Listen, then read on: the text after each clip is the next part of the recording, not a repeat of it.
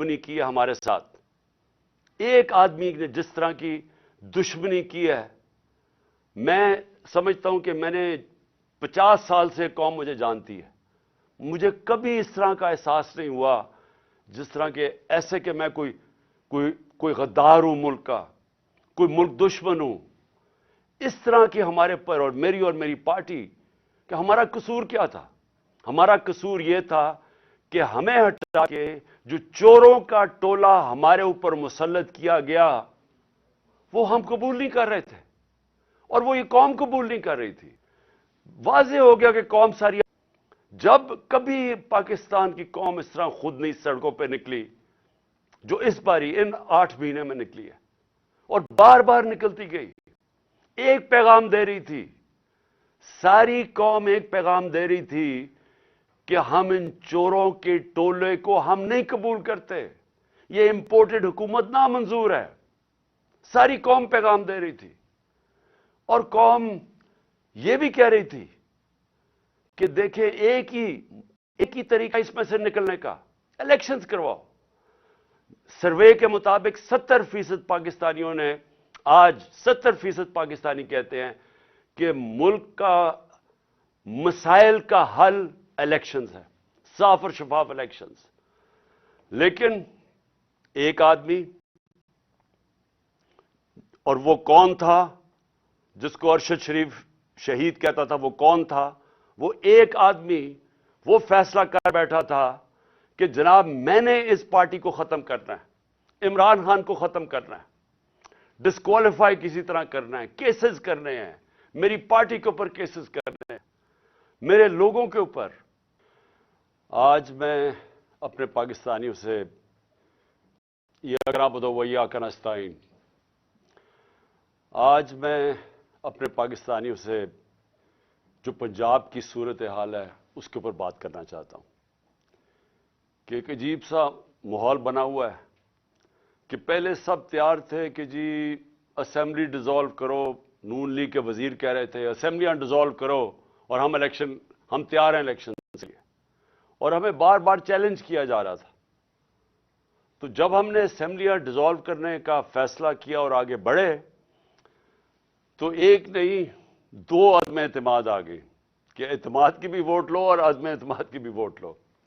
تو میں آج اپنی قوم کے سامنے 2-3 چیزیں اس بڑے اہم موقع پہ، یعنی میں سمجھتا ہوں کہ میرا ملک جر آج کھڑا ہے، میں نہیں سمجھتا کہ میری اپنی 70 سال کی زندگی میں اس طرح کے میں نے اپنی قوم کو ایک اندھیرے کی طرف اس طرح جاتے ہوئے دیکھا جو آج ہے۔ تو میں یہ بھی آپ سے بتانا چاہتا ہوں کہ کیوں ایک سٹنگ گورنمنٹ، ہماری تقریباً 66% پاکستان ہمارے نیچے ہے، پنجاب اور پختونخوا، گلگت بلتستان اور آزاد کشمیر۔ تو کیوں ہم اپنی 2 گورنمنٹس کو گرانا چاہتے ہیں؟ کون سی پاکستان کے اندر حکومت آئی ہے جو کہ اپنی گورنمنٹس کو ڈیزالو کرنا چاہتی ہے؟ یہ کیوں کر رہے ہیں ہم؟ کیا یہ ہم اپنی ذات کے لیے کر رہے ہیں؟ ہمیں تو فائدہ ہے جب ہماری 2 گورنمنٹس ہیں اور 66% پاکستان ہمارے نیچے ہے، تو ہمیں کیا ضرورت ہے یہ کرنے کی؟ تو میں سارے پاکستانیوں کو آج بتانا چاہتا ہوں کہ دیکھیں ہمارا ملک ایک دلدل میں پھنستا جا رہا ہے۔ میں ہر اس پاکستانی سے آج بات کر رہا ہوں جس نے اپنے پیسے ڈالرز باہر بھجوائے نہیں ہوئے، جس کے باہر بڑے بڑے محلات اور بینک اکاؤنٹس نہیں ہیں، جس نے یہاں سے منی لانڈرنگ کر کے پیسہ باہر نہیں بھجوایا۔ میں اس پاکستانی سے بات کر رہا ہوں جس کا جینا مرنا پاکستان میں ہے، جس نے پاکستان کے ساتھ اوپر جانا ہے اور پاکستان کے ساتھ ہی نیچے آنا ہے۔ میں ان سے آج بات کر رہا ہوں کہ دیکھیں جو ایک آدمی کے فیصلے 8 مہینے پہلے ایک آدمی نے جو فیصلہ کیا، جو ظلم کیا اس ملک کے اوپر، کوئی دشمن نہیں کر سکتا تھا۔ ایک گورنمنٹ گرائی۔ میں یاد کرانا چاہتا ہوں ساری اپنی قوم کو کہ آپ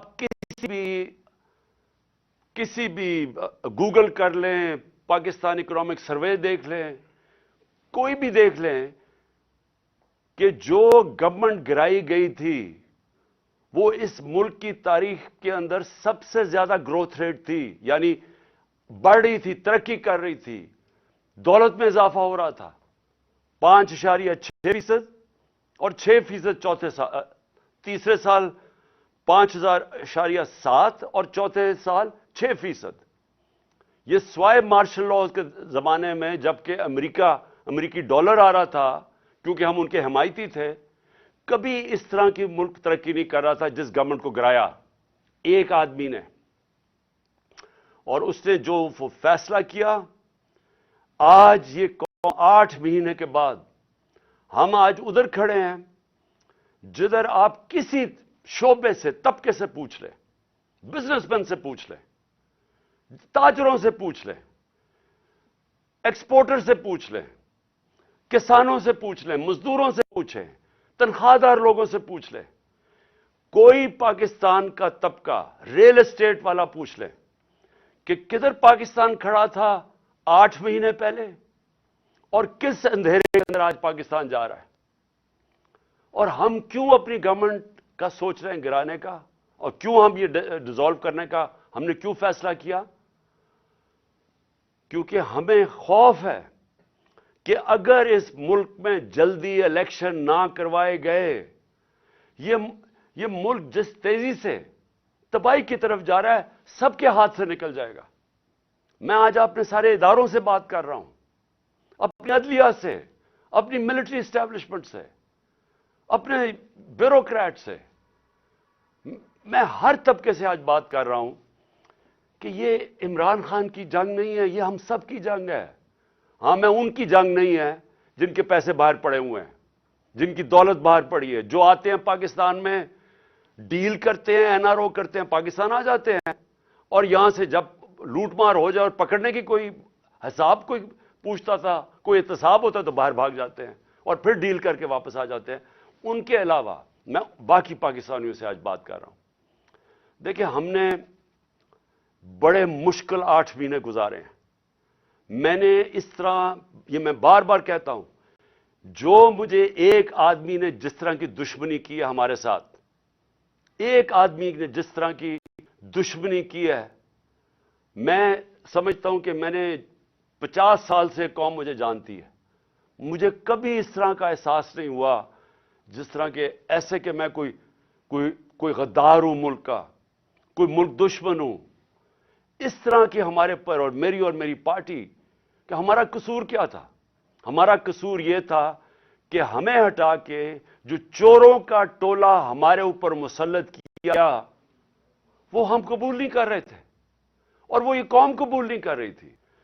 واضح ہو گیا کہ قوم ساری، جب کبھی پاکستان کی قوم اس طرح خود نہیں سڑکوں پہ نکلی جو اس باری ان 8 مہینے میں نکلی ہے، اور بار بار نکلتی گئی، ایک پیغام دے رہی تھی، ساری قوم ایک پیغام دے رہی تھی کہ ہم ان چوروں کے ٹولے کو ہم نہیں قبول کرتے، یہ امپورٹڈ حکومت نامنظور ہے۔ ساری قوم پیغام دے رہی تھی، اور قوم یہ بھی کہہ رہی تھی کہ دیکھیں ایک ہی طریقہ اس میں سے نکلنے کا، الیکشنز کرواؤ۔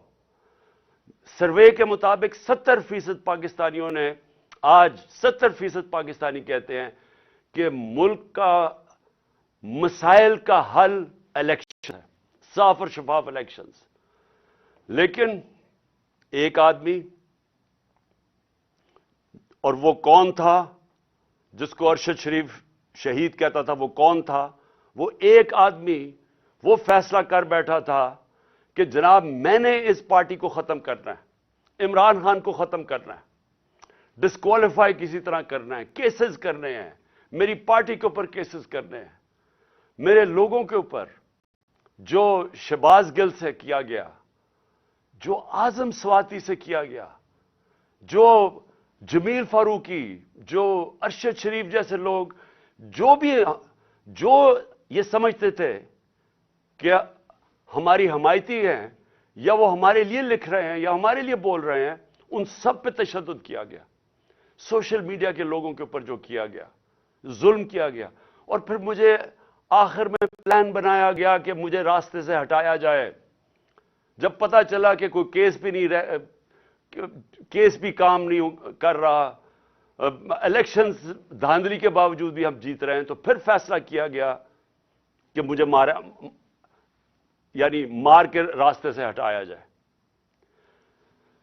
تو میرے پاکستانیوں, آج جو ہمارا ملک جس طرف کھڑا ہے, میں آپ کو صرف آخر میں 3 چیزیں بتانا چاہتا ہوں. ایک کہ معیشت جدھر کھڑی ہے, پاکستان کی ایکسپورٹس گر رہی ہیں, ہمارے دور میں ریکارڈ تھی.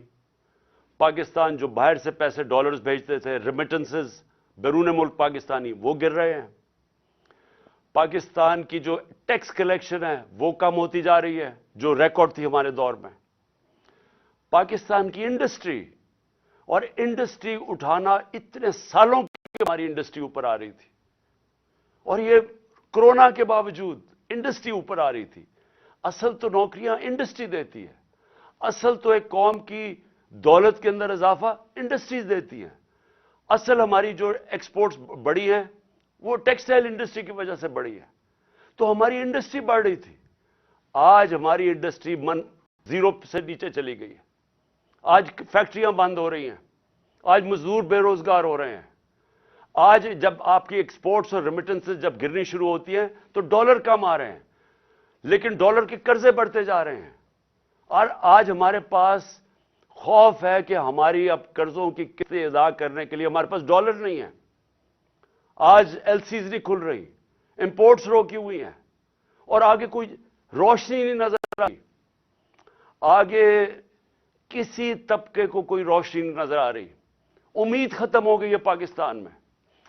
7.5 لاکھ پاکستانی ملک چھوڑ کے چلے گئے ہیں پچھلے چند مہینے میں. جبل علی کے مینیجر بتا رہے تھے کہ 7 مہینے میں جو پاکستانیوں کو نے انویسٹمنٹ کی ہے جبل علی کی انڈسٹریل اسٹیٹ میں, وہ 10 سال میں نہیں کی. لوگوں کو امید ختم ہو رہی ہے پاکستان میں, اور سب سے خطرناک چیز ہے, ایک جب قوم میں امید ختم ہو جائے تو وہ پھر پھٹتی ہے قوم. اور یہ کیونکہ سارے تو نہیں باہر جا سکتے, تو مجھے جو اس وقت میں اپنی ساری جو پھر سے میں بات کرتا ہوں, میں سارے اداروں سے بات کر رہا ہوں, ہر طبقے سے بات کر رہا ہوں, مجھے جو اس وقت کہنا ہے وہ یہ کہ دیکھیں, آج ایک چیز نہیں ہے جو پاکستان کی ان 8 مہینوں میں بہتر ہوئی, جو ایک آدمی کا فیصلہ تھا, ایک چیز بہتر نہیں ہوئی. آج ذرا دیکھیں دہشت گردی, پاکستان میں دہشت گردی دیکھیں. ہمارے جب دور میں تقریباً دہشت گردی کنٹرول ہو گئی تھی, ہم نے باڑ لگا دی تھی افغانستان میں جو ادھر سے دہشت گردی ہوتی تھی. پھر جب گورنمنٹ دی تو ہماری نئی حکومت سے سب سے بہترین تعلقات تھے افغانستان میں. آپ کو پتہ ہے کہ جتنی ایویکویشن جو افغانستان سے ہوئی وہ پاکستان نے, کیونکہ ہمارے تعلقات اچھے تھے, ہم نے ہماری وجہ سے کئی لاکھوں لوگ افغانستان سے ایویکویٹ ہو کے گئے. مجھے دنیا کے بڑے بڑے پرائم منسٹرز نے, یورپین پرائم منسٹرز نے, کینیڈین پرائم منسٹرز نے میرا شکریہ ادا کیا کہ ہم نے پاکستان نے ان کی مدد کی افغانستان سے لوگ نکالنے کے لیے. ہم وہ گورنمنٹ تھی جو سب سے قریب تھے افغانستان سے, جو موقع ہمیں ملا کہ جو افغانستان سے دہشت گردی آتی تھی, کیونکہ اب ایک ایسی حکومت آ گئی جس سے ہمارے تعلقات اچھے ہیں, ہم روک سکتے تھے. آج کیا ہے, آج دہشت گردی جو بڑھتی جا رہی ہے, پہلے ملاکنڈ کے اندر, وزیرستان کے بارڈر ایریا سے, پھر یہ جو بنو میں ہوا ہے.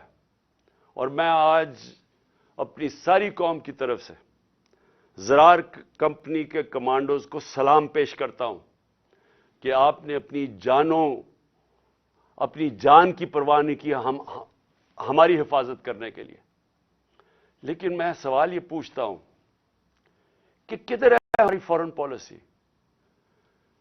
جو فورن منسٹر بنایا گیا ہے وہ اب تک $2.25 ارب خرچ کر چکے اپنے دوروں پہ. مجھے پاکستان کو کیا فائدہ ہوا؟ $2.25 ارب خرچ کر چکے اور ابھی تک افغانستان نہیں گیا. ہمیں تو سب سے زیادہ ضرورت ہے کہ ہمارے افغانستان سے تعلقات ٹھیک ہوں، تاکہ یہ جو اب مسئلے مسائل آ رہے ہیں، ہماری دہشت گردی ہے، جتنے ہمارے اچھے تعلقات ہوں گے اتنی بہتر چانس ہے کہ ہم دہشت گردی کے اوپر قابو پا لیں۔ لیکن ہم تصویریں دیکھ رہے ہیں کہ اربوں روپیہ ہم نے جو خرچ کر کے باڑ بنائی تھی، جو فینس بنایا تھا بارڈر کے اوپر، وہ توڑا جا رہا ہے۔ تصویریں آ رہی ہیں کہ وہ باڑ ہی اکھیڑی جا رہی ہے۔ تو کدھر ہے ہماری فارن پالیسی؟ اور دوسری چیز، میں یہ سوال پوچھنا چاہتا ہوں کہ آج ہمارے پاکستانیوں کو سب سے بڑا مسئلہ کیا ہے؟ کیا ہے سب سے بڑا مسئلہ؟ ایک دفعہ ہماری تحریک چلی تھی، تحریک پاکستان، ملک کو آزاد کرنے کے لیے۔ پھر ایک دفعہ اور ایک عوام کھڑی ہوئی تھی روٹی کپڑان پہ، کہ عوام کا پہلی دفعہ کسی نے نام لیا تھا کہ ہاں عوام کے بھی مسئلے مسائل ہیں، نہیں تو امیر امیر ہوتا جا رہا تھا، تو یہ خوف تھا کہ عام لوگوں کے پاس فرق بڑھتا جا رہا ہے امیر غریب میں۔ آج ایک ہی مسئلہ ہے پاکستان کا، اور وہ ہے جس کو انگریزی کہتے ہیں رول آف لا، انصاف، قانون کی حکمرانی۔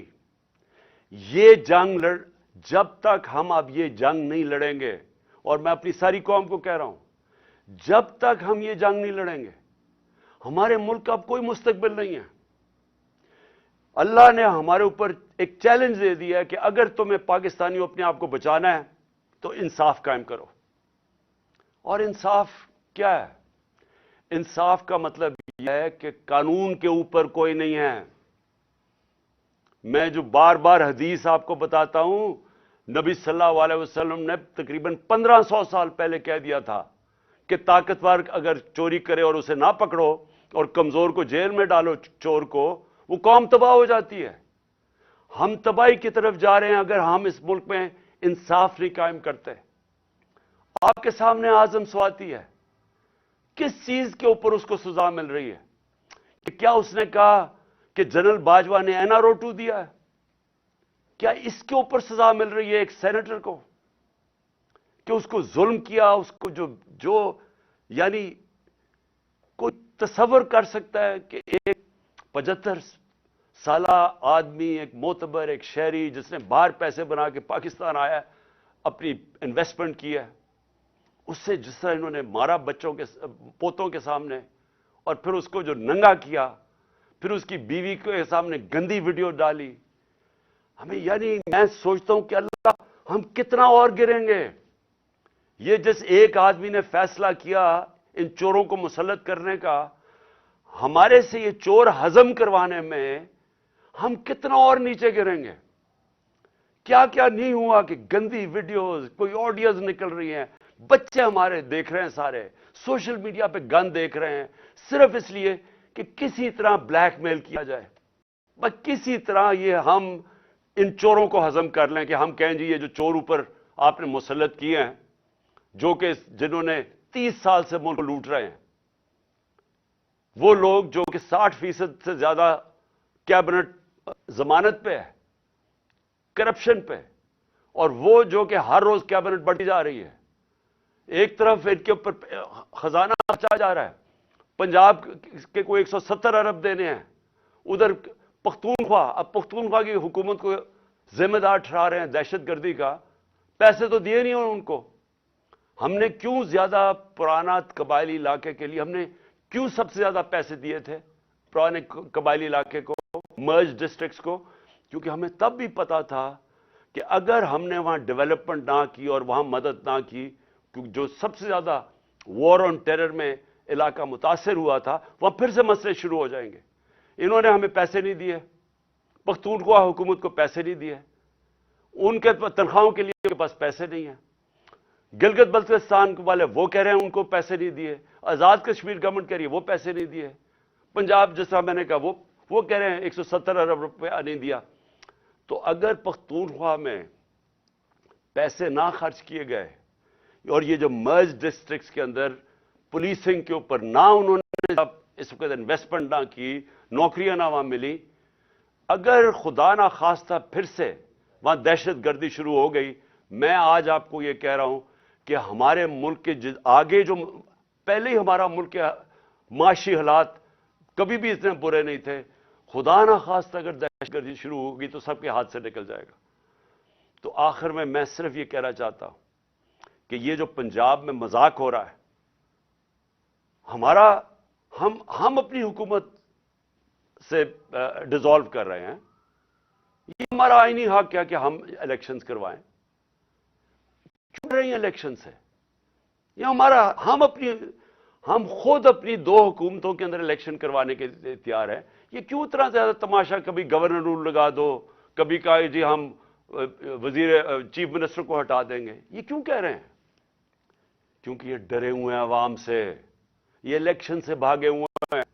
وہ جو باہر بیٹھا ہوا ہے مفرور ایک مجرم، وہ ڈرا ہوا ہے الیکشن سے، اور دوسرا آصف زرداری ڈرا ہوا ہے الیکشن سے.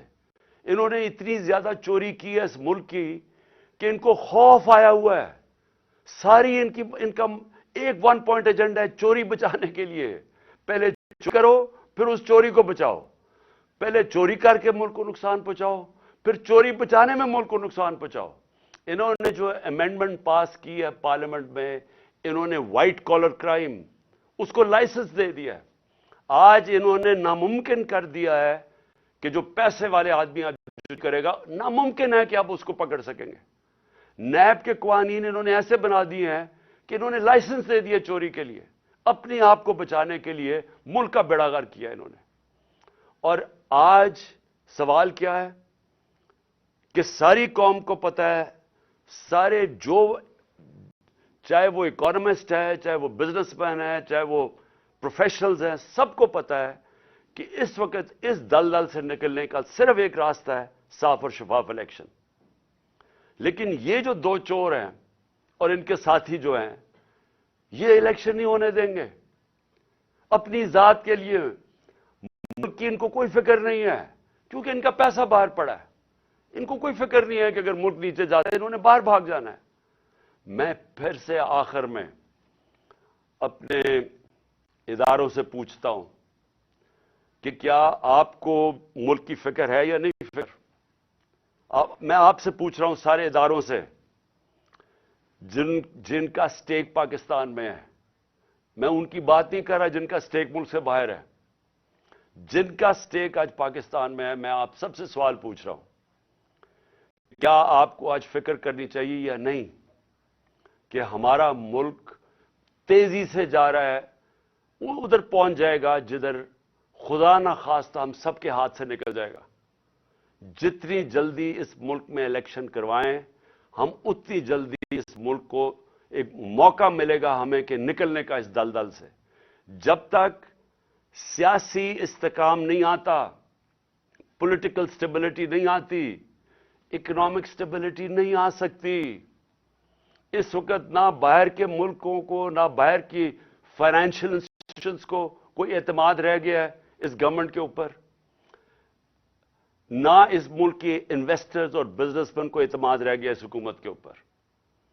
تو صرف ان 2 چوروں کے چوری بچانے کے لیے، اور وہ کیونکہ ڈرے ہوئے ہیں کہ الیکشن اگر وہ ہار گئے تو ان کی پھر سے ان کا NRO جو انہوں نے لیا وہ نہ جائے، سارا ملک کو انہوں نے گروی رکھا ہوا ہے.